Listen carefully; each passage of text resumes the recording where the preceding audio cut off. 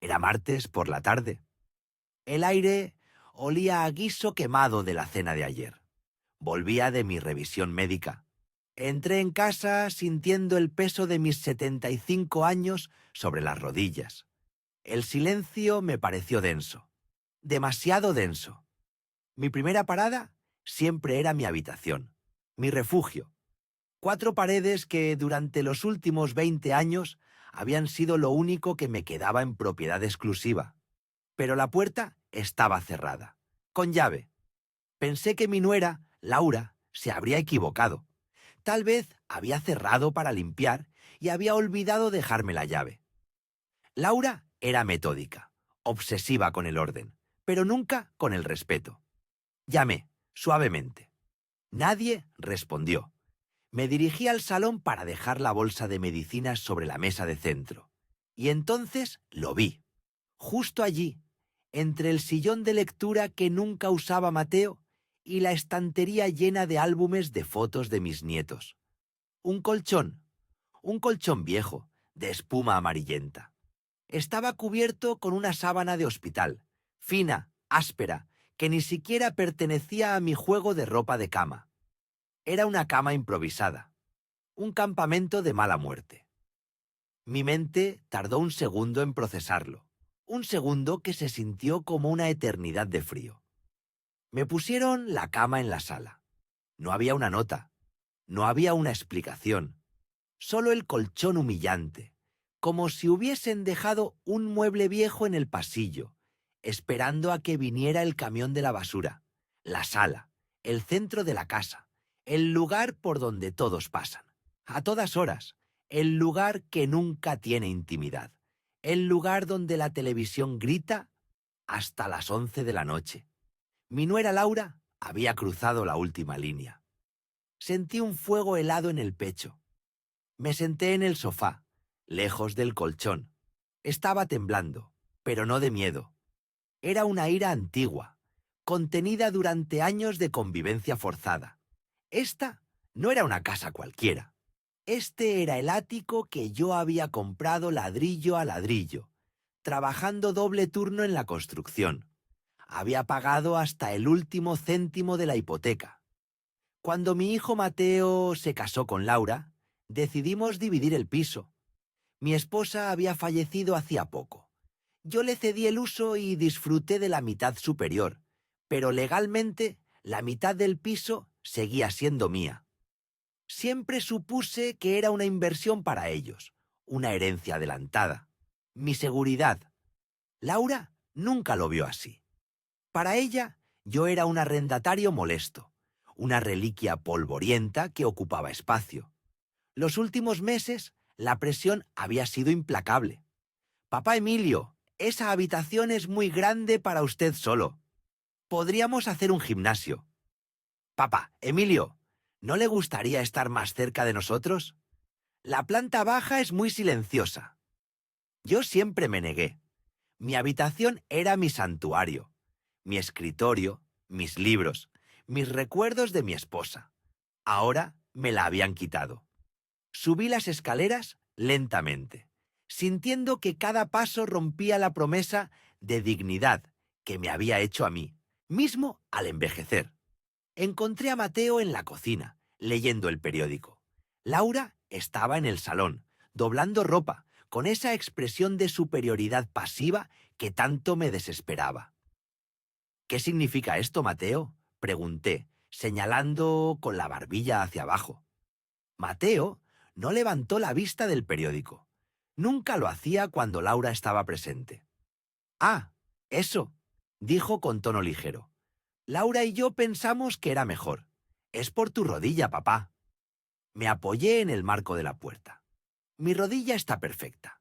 Acabo de volver del médico. Y si hubiese un problema, ¿por qué no me consultasteis antes de tirar mis cosas en esa cuna de mendigo? Laura dejó de doblar la ropa. Sus ojos azules, fríos como hielo de montaña, me miraron. «Papá Emilio».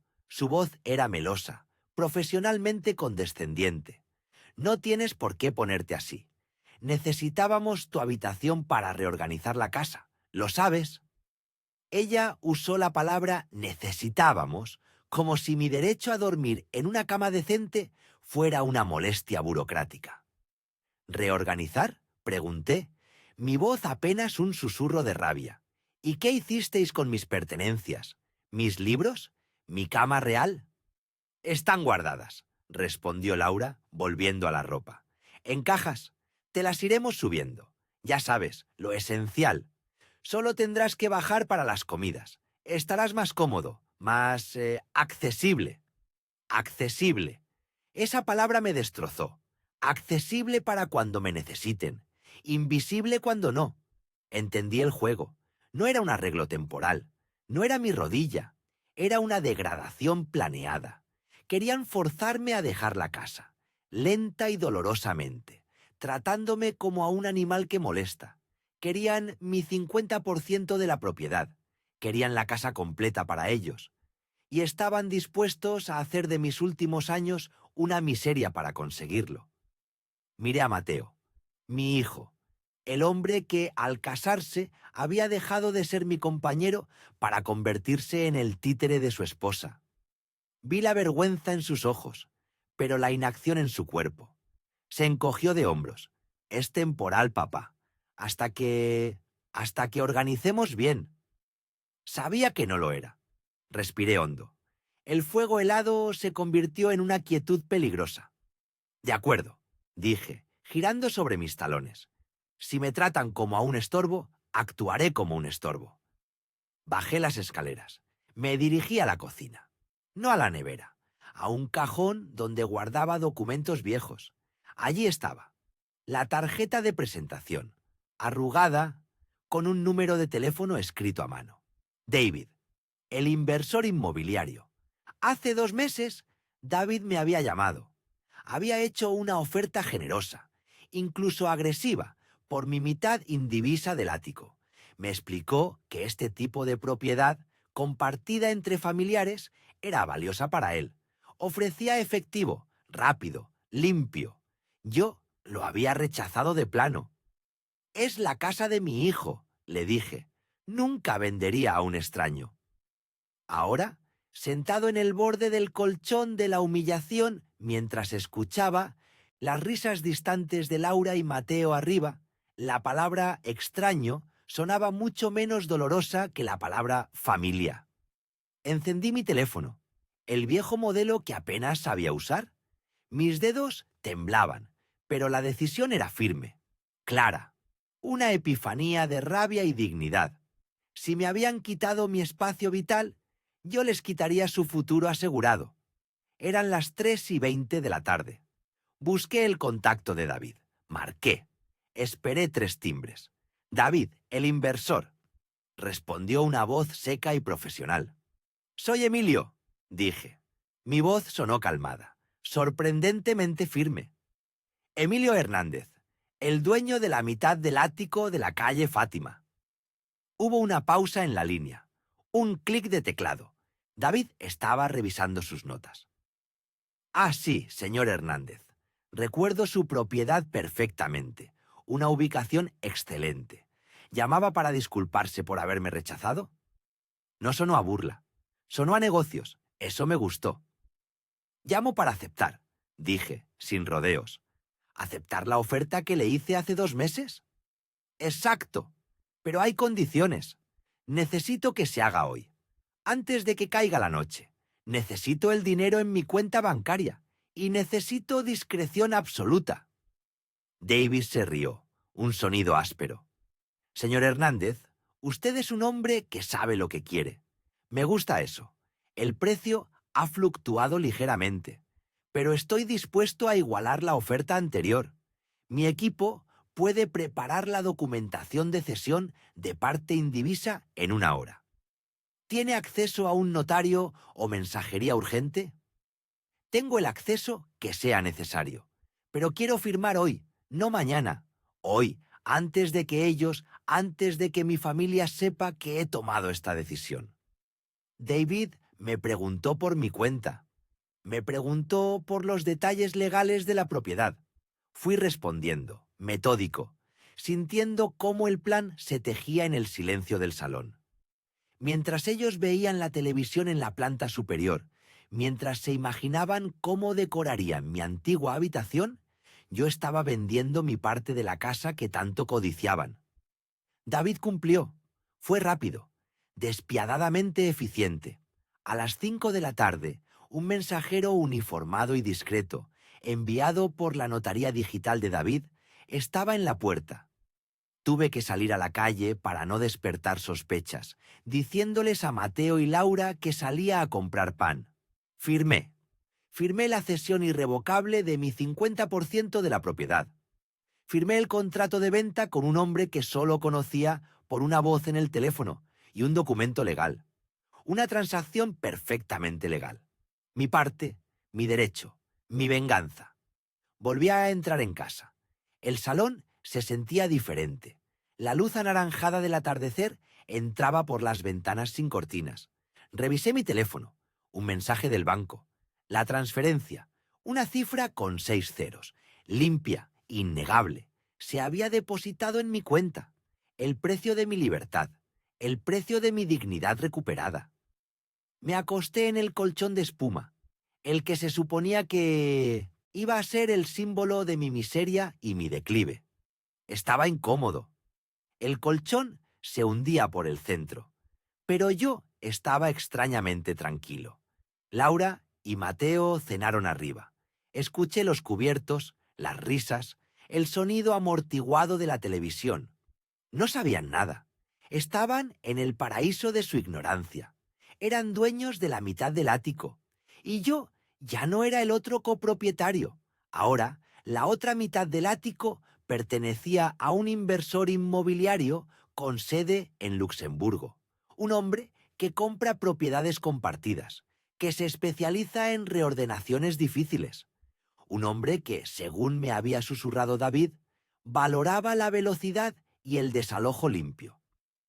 Mi última conversación con David resonó en mi mente, mientras miraba las sombras del salón. «Señor Hernández», me había dicho, «mañana por la mañana mi equipo intentará comunicarse con los otros copropietarios para informarles del cambio y para negociar la compra de su parte. Si se niegan a vender, iniciaremos el procedimiento legal para forzar la venta del total del inmueble». «Adelante», había respondido yo.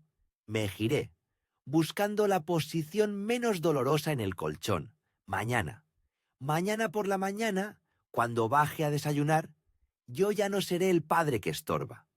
Seré el hombre que acaba de darle un socio despiadado a su hijo. Y entonces, solo entonces, se acabará la calma en esta casa. La justicia tiene un precio, y ese precio es el despertar brusco de la verdad. Pero la verdad, pensé, es un problema que solo existirá después de que yo haya dormido. Cerré los ojos, con el peso de la cifra bancaria caliente en mi mente. Mañana empieza la guerra. La indignidad no tiene precio. Yo ya había tocado el fondo que creí inexistente. Esa noche, el frío del suelo de la sala se colaba por las sábanas finas. No había cortinas que detuvieran el ruido de los coches, ni la luz de la farola. Esa no era una habitación. Era una celda de exposición.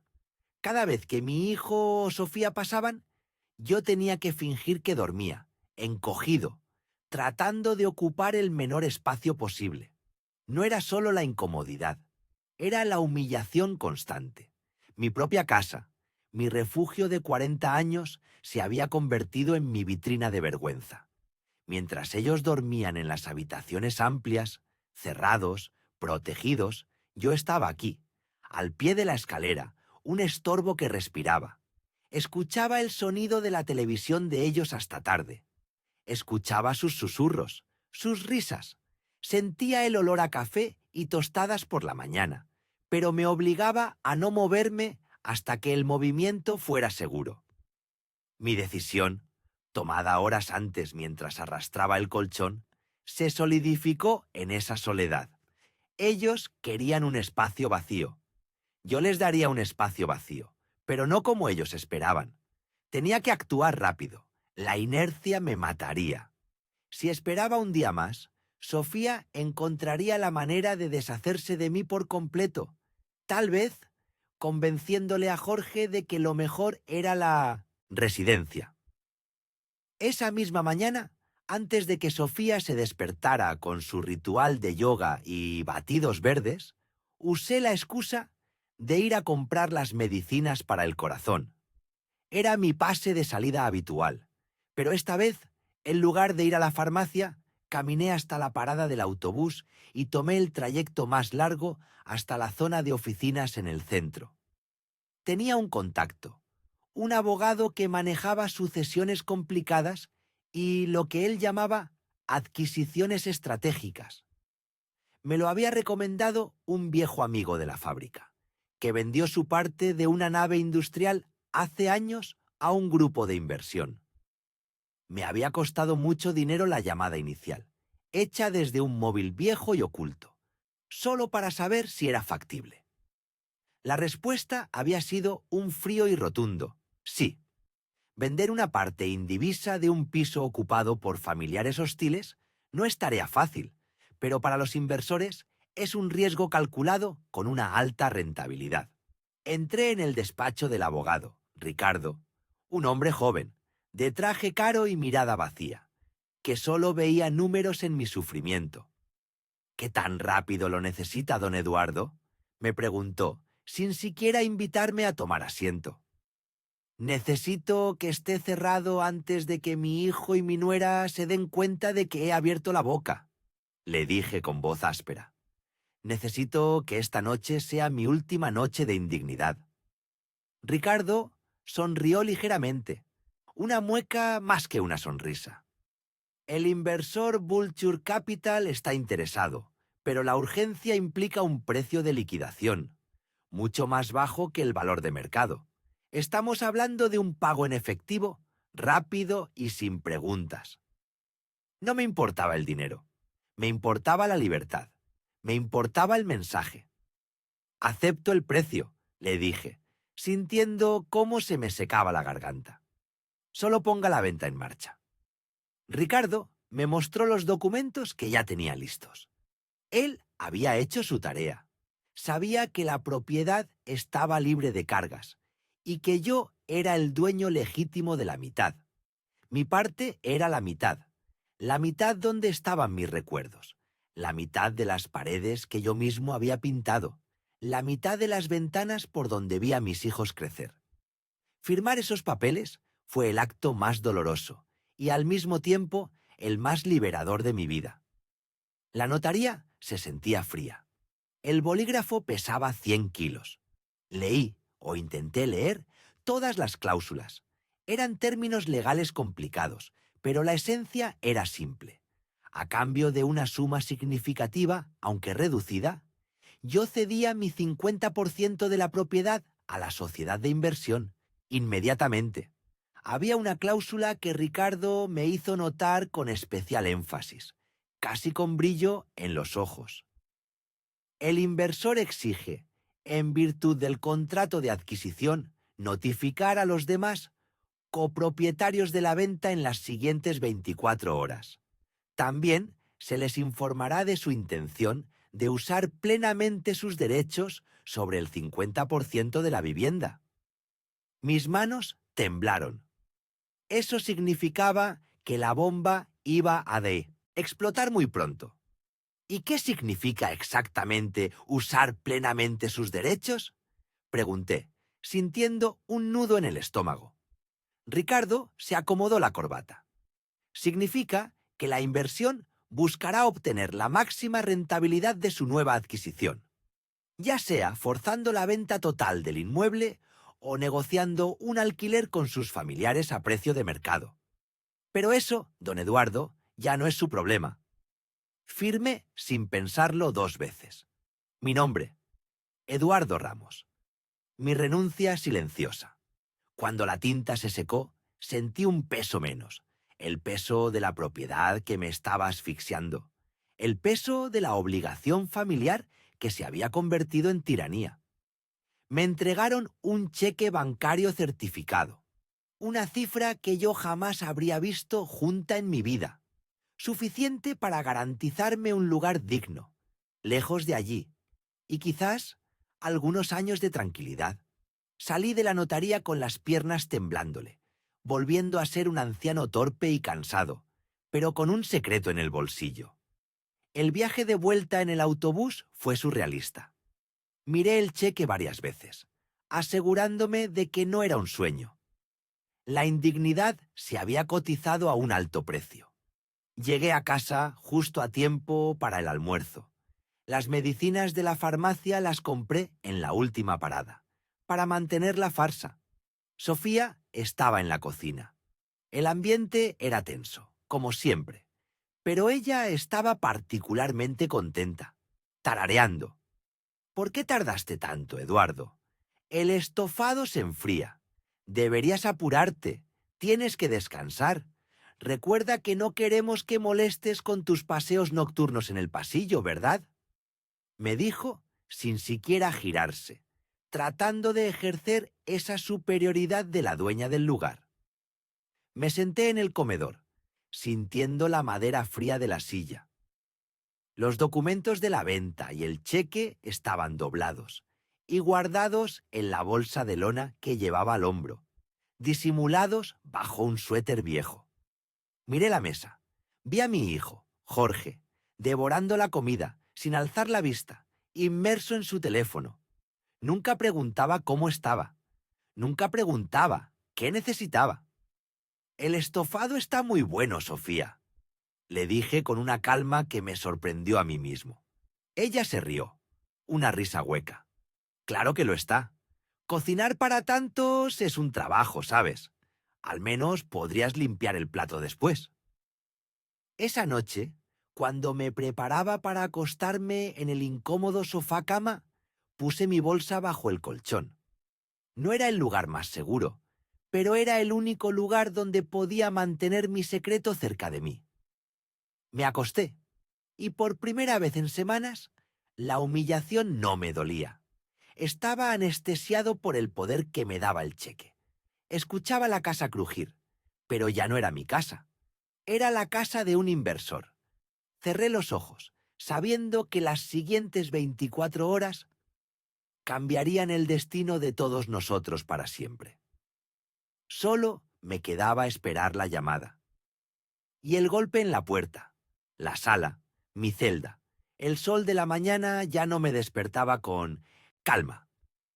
Me despertaba con el sonido de las tazas y el murmullo de Lorena exigiendo silencio, porque mi cama ocupaba el centro de su rutina. Ella caminaba alrededor de mi colchón como si fuera un cráter, un estorbo que había aparecido de la noche a la mañana. Javier evitaba mirarme a los ojos. Se ponía el traje en silencio, tragándose el café de un solo sorbo. Era la cobardía hecha hijo. Yo, en cambio, estaba extrañamente tranquilo. Había tomado la decisión más grande de mi vida en un estado de rabia fría. Mi mitad de la propiedad ya no era mía. La había vendido en menos de 12 horas desde que mudaron mi cama. Desde que firmé los papeles con el abogado del comprador, mi existencia en esa casa se convirtió en una obra de teatro. Yo era el actor principal, y ellos no sabían que el guión había cambiado por completo. Tenía que aguantar una semana más. Una semana, fingiendo ser el abuelo arrinconado, el anciano que come en la esquina y mira la televisión en el volumen más bajo. Pero por dentro, la cuenta bancaria ya mostraba un número que nunca esperé ver. Ese dinero no era la venganza, era la libertad, la dignidad cotizada. Recuerdo la llamada del notario, una voz profesional, sin emoción. El proceso ha concluido, don Antonio. La cesión está registrada. El nuevo copropietario asumirá sus derechos en 72 horas.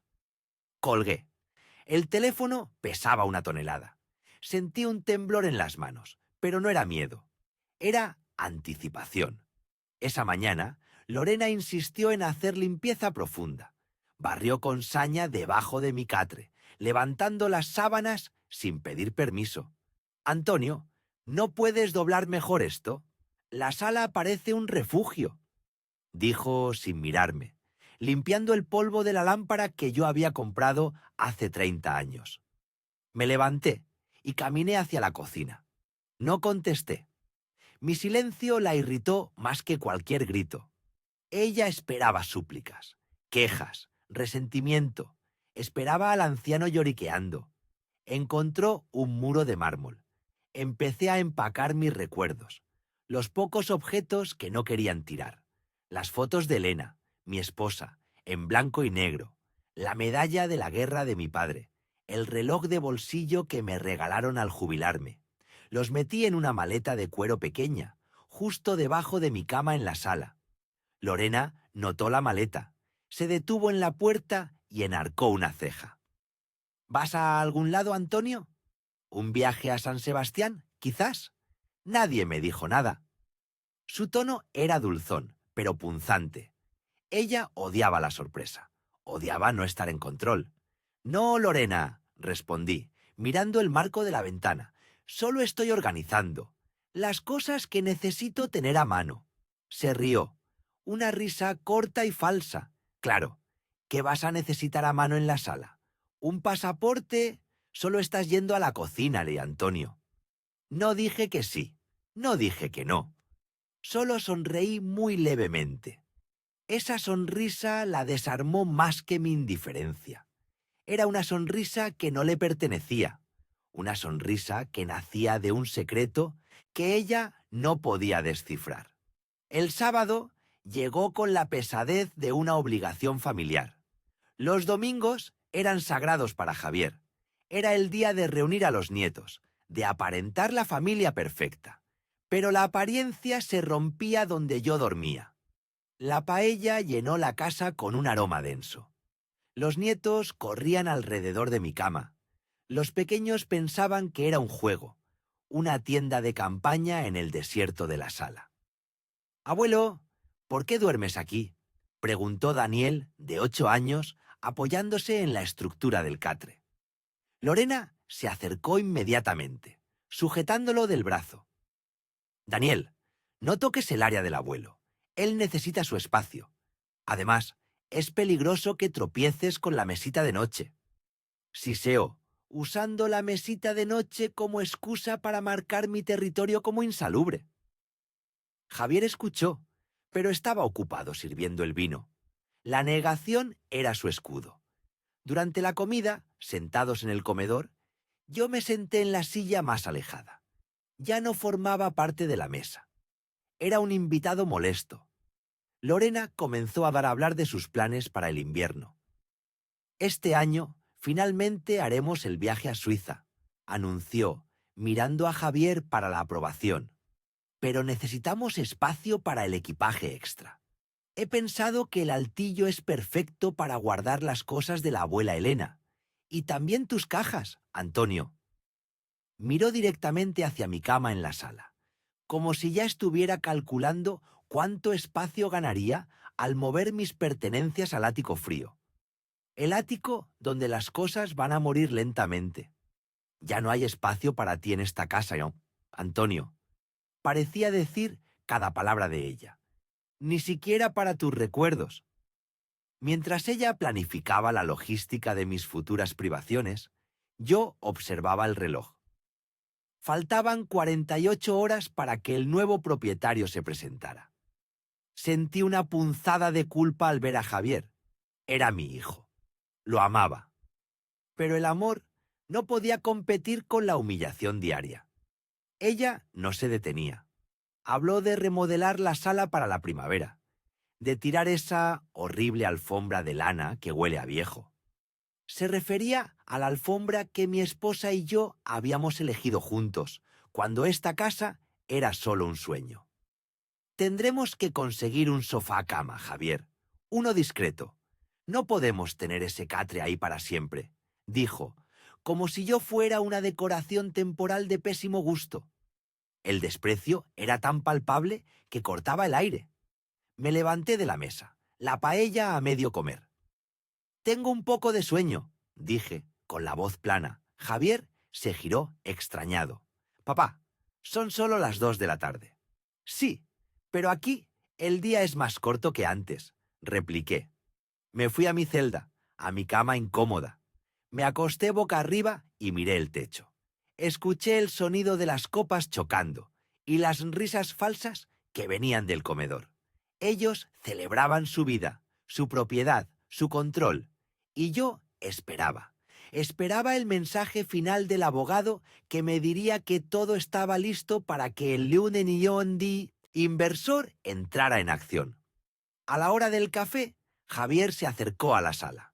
Me vio despierto, mirando una mancha de humedad en el techo. Se sentó en el borde de mi cama. El colchón se hundió bajo su peso. Me miró con una expresión de dolor forzado. Papá, sé que esto es difícil, susurró, pero es solo temporal. La casa necesita espacio. Ya sabes cómo es Lorena. Quería gritarle que él era el responsable de cómo era Lorena, que él era el que había renunciado a su rol de hijo y de protector. Pero no tenía caso. Las palabras eran inútiles. No te preocupes por mí, hijo, dije, con la misma calma que usé al firmar la venta. ¿Qué quieres decir? Que no tienes que sentirte culpable. Esto es exactamente lo que se siente tener mi edad. Un inconveniente. Javier frunció el ceño. Algo en mi tono lo incomodó. No era la queja esperada. Era una aceptación fría. Una despedida silenciosa. Papá, por favor, no seas dramático. Ya veremos cómo te organizamos. Quizás en verano podamos pensar en buscarte un pequeño apartamento. Su propuesta. Echarme. Empezar a buscarme un lugar para desvanecerme. La ironía me quemó el estómago. Yo ya me había organizado, sin su ayuda. En ese momento mi teléfono vibró bajo la almohada. Era un texto, un número desconocido. Abrí el mensaje. Era un archivo adjunto y una frase escueta. Documentación finalizada. El señor Ortega ha sido notificado y se presentará mañana a primera hora para ejercer su derecho de copropietario y revisar la división. Le deseamos suerte. El señor Ortega, el nuevo dueño del 50% de la casa, el inversor anónimo que ahora compartiría el comedor, la sala, y sí, también la hipoteca con mi hijo y mi nuera. Miré a Javier. Él seguía hablando de la remodelación y de cómo mi presencia en la sala afectaba la armonía de la casa. Lo escuché respirar. Escuché su voz justificando su abandono. Y de repente, la calma fue absoluta. El juego había terminado. Solo faltaba el telón. Javier, lo interrumpí, poniendo la mano sobre su rodilla. Sentí la firmeza de mi propia decisión. No me tienes que organizar. Ya me organicé yo. Él me miró, confundido por mi sonrisa.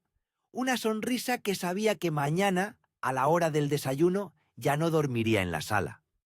Mañana, a primera hora, Javier y Lorena se levantarían para descubrir que el hombre que dormía en el suelo del salón ya no era un anciano. Era un inversor.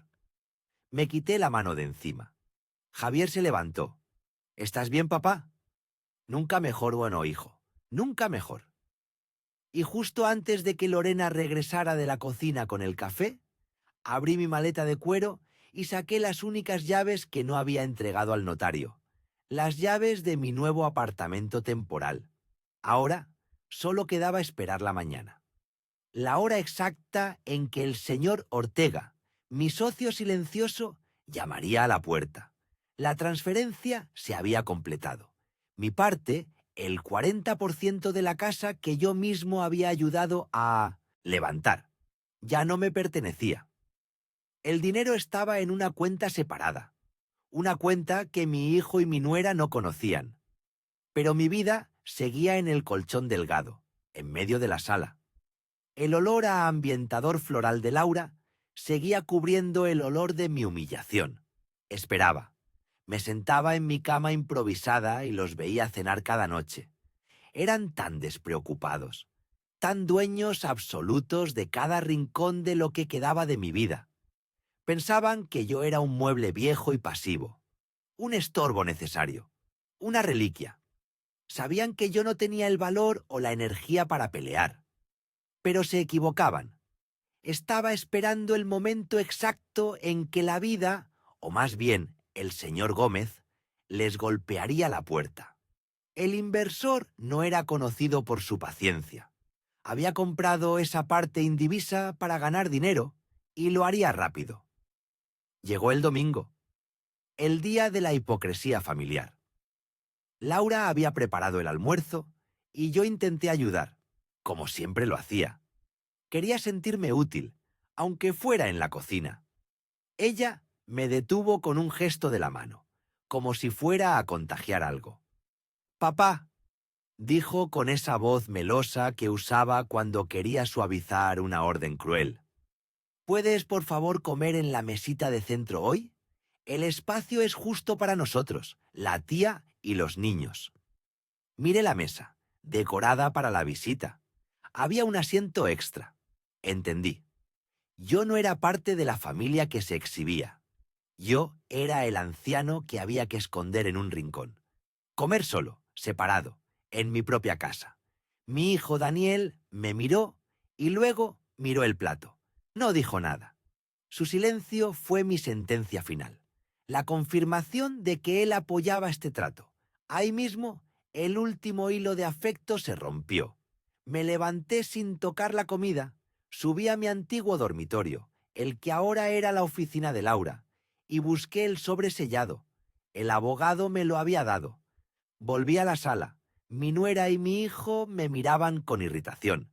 Pensaban que iba a armar un drama sentimental. «No tengo hambre», les dije. Mi voz era firme, una voz que hacía años no usaba.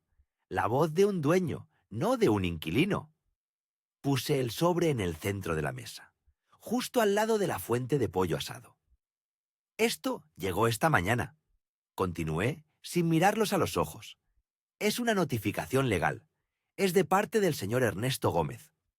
Laura se rió, una risa corta y burlona. «¿Qué es esto, papá?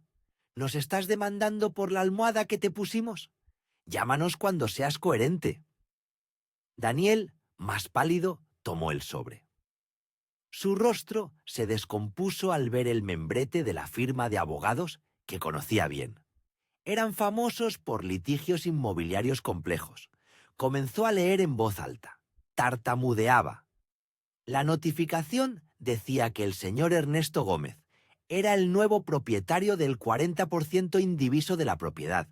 Continuaba diciendo que como nuevo copropietario, el señor Gómez requería acceso inmediato a la vivienda para realizar una inspección técnica y que solicitaba una reunión urgente dentro de 48 horas para discutir el futuro uso y goce de la propiedad común. Laura gritó. No fue un grito de enojo, sino de histeria pura. «¡Mentira! Esto es ilegal. Es una falsificación, viejo. No puedes vender nuestra casa». Daniel soltó el papel, mirándome. Era la primera vez en años que su mirada mostraba pánico genuino, no solo fastidio. «¿Qué hiciste, papá? ¿De verdad vendiste?» «Vendí mi parte, Daniel. La parte que tú y tu esposa pensaron que no tenía valor.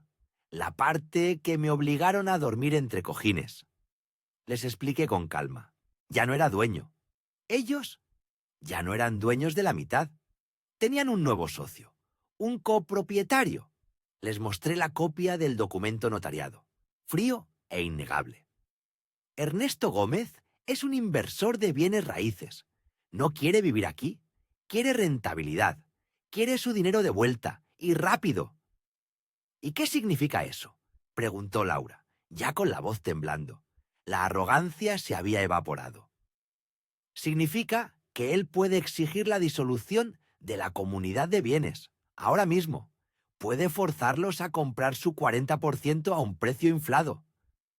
El miedo llenó la sala.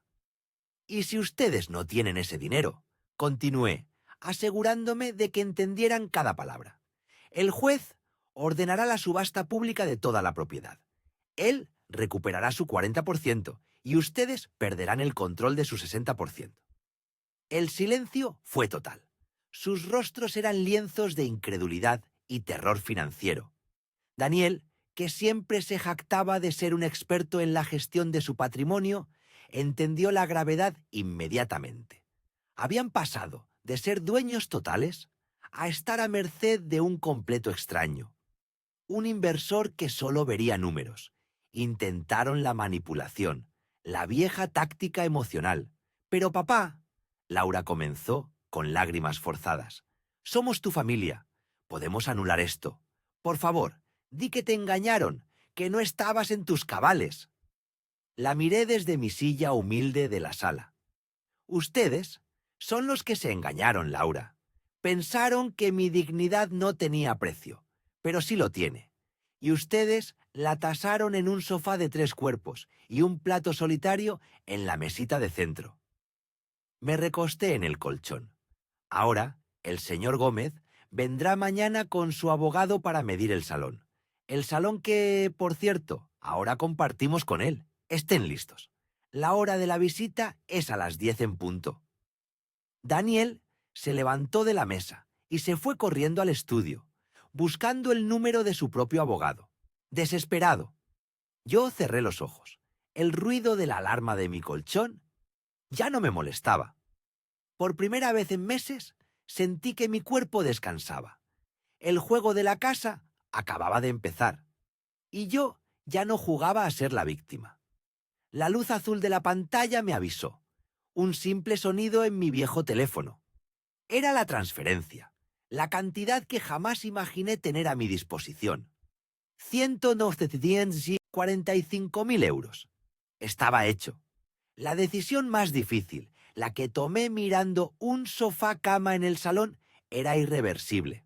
La firma del notario, seca y rápida, había sellado mi destino, y sin que ellos lo supieran, el suyo también. Regresé al piso sintiendo una ligereza extraña, como si me hubiera quitado un chaleco de plomo que había llevado puesto durante 20 años. Pero esa ligereza venía mezclada con un dolor punzante. La traición definitiva. No se traiciona a nadie cuando se recupera la propia dignidad. Me repetía eso, una y otra vez, para justificar el vacío que sentía en el pecho. Laura estaba en el sofá, el mismo que ahora era mi dormitorio, tecleando en su tableta, viendo alguna serie frívola. Javier estaba en la cocina, calentándose leche, evitando el contacto visual como siempre hacía cuando sabía que me había humillado. Me detuve en el umbral. No di un paso hacia el sofá. Era la última vez que estarían juntos, como si nada, en esa sala que compartimos. Necesito vuestra atención, dije. Mi voz era firme. No tembló, a pesar de todo. Javier entró a la sala con su taza. Laura ni siquiera levantó la mirada de su pantalla. Solo hizo un ruido molesto con la boca. Papá, ya es muy tarde. Mañana hablamos. Masculló Javier, molesto por la interrupción de su rutina nocturna. Hablamos ahora, insistí. Me puse de pie, justo entre el televisor y la mesa de centro. No podían ignorarme. Laura suspiró, cerró la tableta de golpe y me miró con esa expresión de mártir, la que utilizaba cuando sentía que yo le robaba 5 minutos de su precioso tiempo. ¿Qué pasa, por Dios? ¿No puedes esperar a la mañana para hablar de tu pensión o lo que sea? Quiero descansar. Mañana tengo que trabajar. Esto no tiene que ver con mi pensión, Laura, ni con lo que tengo que hacer mañana. Tiene que ver con lo que hice hoy. Javier, al oír mi tono, por fin sintió un escalofrío. Su mano que sostenía la taza dudó en el aire. ¿Qué hiciste, papá? Esta tarde visité a mi abogado y después a un notario. Hice una pausa. Observé sus caras. Laura aún parecía más aburrida que asustada. Creía que hablaría de un testamento o de una cuenta bancaria, algo que ella manejaría fácilmente. Como sabéis, este piso es 50% mío. Laura hizo un gesto de fastidio. Sí, lo sabemos. Y también sabéis que, legalmente, yo tengo derecho a disponer de mi parte, venderla, alquilarla, Lo que quiera. Papá, no empieces con eso, intervino Javier, ya preocupado. ¿Sabes que el plan es que cuando ya no estés? El plan ha cambiado, Javier. El plan cambió en el momento en que se decidió que mi cama iba a parar a esta sala. El plan se esfumó con cada cena que comí solo. Ahora sí me miraban. Había una fisura en su muro de indiferencia. Hoy he vendido mi 50% de esta propiedad. La taza de Javier impactó contra la Nini alfombra con un sonido sordo. La leche se derramó lentamente, formando una mancha blanca que se expandía. Él no se movió para limpiarla. Laura se levantó de un salto. «Eso es mentira. No puedes. Yo tendría que haber firmado. Javier tendría que haber firmado». «No, Laura. Para vender una cuota indivisa solo necesita firmar el dueño de esa cuota. O sea, yo. Es mi parte. Legalmente mía».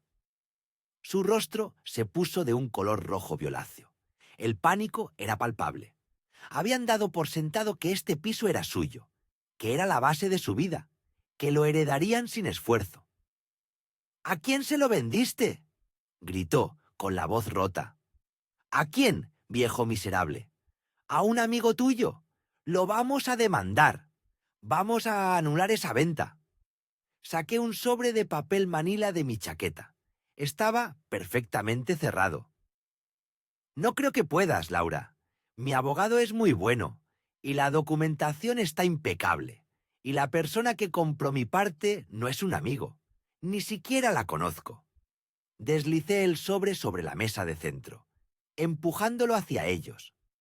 Se lo vendí a un fondo de inversión, una empresa muy grande que se especializa en comprar propiedades con problemas de indivisión.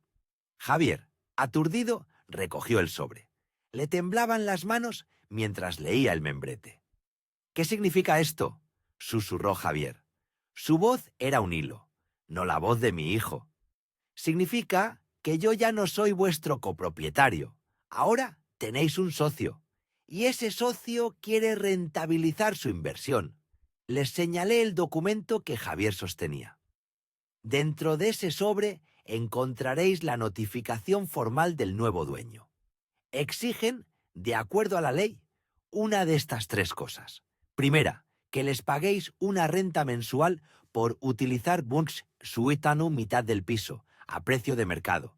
O, segunda, que les compréis su Porseans 50% en un plazo máximo de 30 días. Laura se acercó a Javier, leyendo por encima de su hombro. Escuché su respiración acelerarse. «O la tercera opción», continué, con la calma de alguien que acaba de salir de una guerra victorioso, pero exhausto. «La tercera es que se proceda a la venta judicial de la propiedad entera para dividir el dinero de la venta entre el fondo y vosotros. Es la opción que más les gusta, por cierto». Laura gritó, un grito gutural que resonó en el pasillo. «Nos has arruinado, traición, después de todo lo que hemos hecho por ti. Nos has dejado en la calle». «Yo no he arruinado nada», repliqué. No levanté la voz, lo cual hizo mi acusación más pesada. «Yo solo recuperé mi dignidad». Señalé el sofá-cama, la evidencia de su desprecio, la razón de mi venganza. La última vez que dormí en una cama de verdad en esta casa fue hace 3 días.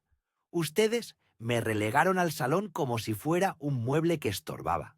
A un estorbo se le vende, Laura. Y eso hice. Vendí mi estorbo. Javier se sentó en el suelo, abatido, con la leche seca pegándose a sus pantalones. Por primera vez, en años, vi arrepentimiento en sus ojos. Pero era el arrepentimiento del perdedor, no del hijo. «Papá, tienes que anular esto. Por favor, habla con ellos». «No tengo nada que hablar. Yo ya cobré. Y ya no soy vuestro socio, Javier. Ahora eres tú quien tiene que hablar con el fondo». Me di la vuelta. Mi maleta de mano estaba junto a la puerta principal. Era pequeña. Solo contenía mi ropa, mis medicamentos y la foto de mi esposa. La tomé en mis manos. Era muy ligera. ¿A dónde vas?, preguntó Laura, su voz ahora mezclada con un miedo genuino. Ya no era rabia, era terror inmobiliario. Donde se me respete, a un sitio donde yo elija dónde dormir. Me acerqué a la mesa de la entrada y deposité las llaves del piso. El tintineo del metal al caer pareció el sonido final de un martillo de juez. Ya no las necesito. Javier intentó levantarse, pero parecía paralizado. Espera, papá. ¿Y qué vas a hacer con ese dinero? ¿Nos vas a dar algo para que podamos negociar? Es la herencia de los niños. Me giré una última vez. Mis ojos se posaron en la mancha de leche que aún crecía en la alfombra. Ese dinero, dije, señalando mi maleta, es el precio de mi libertad, y lo usaré para pagar un sitio digno donde vivir mis últimos años. No le debo explicaciones a nadie. La herencia de los niños es algo que deberíais haber asegurado tratando bien a su abuelo. «Tú nos forzaste a esto», gritó Laura. «No, tú me pusiste la cama en la sala. Yo les quité el piso. La diferencia es que yo usé la ley. Ustedes usaron la crueldad». Abrí la puerta. El aire frío de la noche me golpeó la cara. Sentí un escalofrío, pero no de miedo. Era la sensación de la partida. Salí del apartamento y cerré la puerta tras de mí. No miré atrás. Escuchaba a Laura gritarle a Javier, aullando sobre el fondo de inversión, sobre los plazos y los abogados. Yo estaba en la calle, a punto de empezar una vida nueva, sin saber exactamente a dónde iría esta misma noche. Era viejo, estaba solo, y acababa de demoler mi hogar. Pero era libre. El dinero estaba seguro. Era suficiente. Ahora, el verdadero problema era otro. Era la soledad. La profunda, fría e inesperada soledad. De saber que la justicia, a veces, tiene el sabor amargo del adiós definitivo. Empecé a caminar hacia la esquina. El invierno se sentía pesado. Tendría que buscar un hostal barato esta misma noche. La luz del móvil me guió, mientras buscaba en los mapas un refugio temporal. El fondo de inversión haría su trabajo. Ellos harían el resto. Yo ya no tenía que luchar contra mi familia. Tenía que luchar por mi futuro, y esa lucha acababa de empezar. La noche era muy, muy larga. Continuará.